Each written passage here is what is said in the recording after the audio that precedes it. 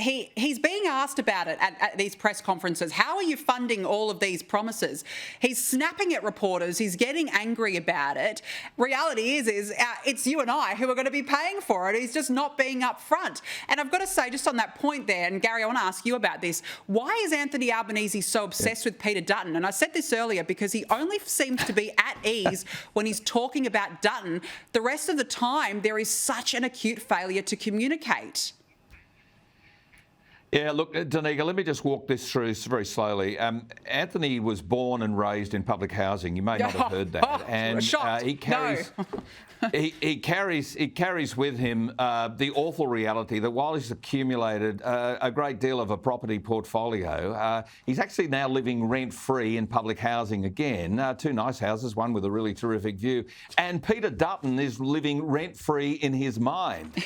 And this obsession with attacking Peter Dutton just shows you that Peter is kind of framing the narrative and has been, frankly, for most of this Prime Minister's term. Peter Dutton's been the one that's been leading the debate on energy. The fact is that Anthony Albanese's government has presided over one of the greatest drops in the quality of living and the cost of living increases that's impacting every Australian. You've got bulk billing problems simply because doctors, like all the rest of us, can't afford the increase in insurance, the increase in electricity. They're small businesses, doctors. GPs are small businesses. And that's why Medicare's amount of money doesn't cover things. And they've got to find a way to keep the doors open for their patients. This bloke has absolutely no idea about the way that people are meeting the cost of living increases in the supermarket. And the Reserve Bank goes off the ABS statistics and says, inflation's sitting in the zone about 3%. But Danica, things are going up much more than that. Building items that go into construction, gyprock and Villaport, all going up about 8% in coming days. I mean, he's got no idea because he hasn't had to worry about it ever in his life. He's never had to worry about this. He grew up in public housing, just in case, as you said, just in case we didn't know.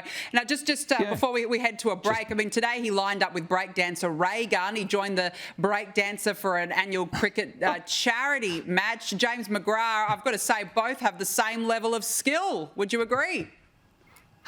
Yeah, I think so. She could probably do a better job as being Prime Minister, though, because he's a pretty average Prime Minister. Look, it was great they were raising money for charity, but isn't it sad that the charity had to raise money because Labor had cut mental health funding by $500 million. That's funding we're going to restore. Disgraceful. This is a Prime Minister who wants to politicise everything. To Gary's point before, the Prime Minister is obsessed by Peter Dutton. So is the Labor Party. They are going to make Peter Dutton the central point of the next election campaign. And I say bring it on, because the more people see of Peter Dutton, they like him, and the more they see of Anthony Albanese, the less they like him. Yep, it's going to be an ugly campaign. Yep, exactly right. But that's what Labor are all about. Well, that's what the polls show. That's for sure.